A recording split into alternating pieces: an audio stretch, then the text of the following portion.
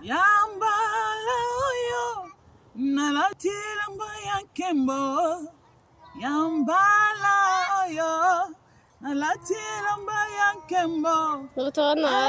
Asikola naina makila ya kembo. Apitola naina makila ya kembo. Nako lembate nazaya Yesu. Ebongo Yesu pesinga nanya botola yango. Ebongo Yesu botolinga nanya pesanga yango. Yambala oyo alatiela mbaya kembo. Yambala oyo alatiela mbaya kembo. Asikola gaina makila ya talo. Apetola aina makila ya talo. Nako lembate nazaya Yesu. Nako lembate nazaya Yesu. Asikola tomeka ngana makila ya kembo. Apesanga bongo ya siko. Nako lembate akabe akomona nako lembate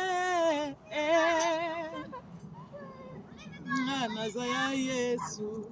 Nako lembate nazaya Yesu. Eza nzembo sika toye kolonga muke ti to capter yango bien.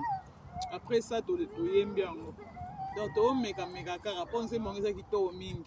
Eza vraiment elengi.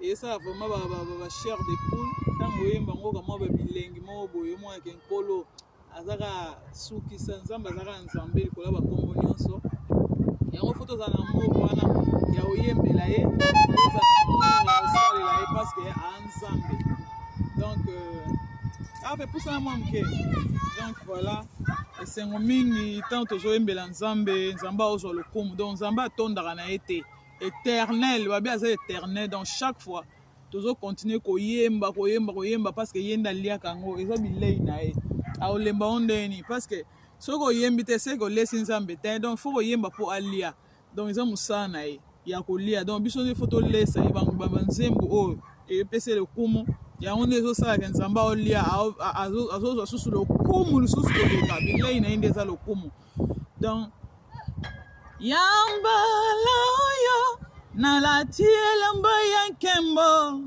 Yambala oyo akabe akomona. Asikola naina makila ya kembo. Asikola naina makila ya talo. Nako lembate nazaya nzambe. Nako lembate nazaya Yesu. Apetola naina makila ya kembo. Asikola naina makila ya talo. Nako lembate nazaya Yesu. Nako lembate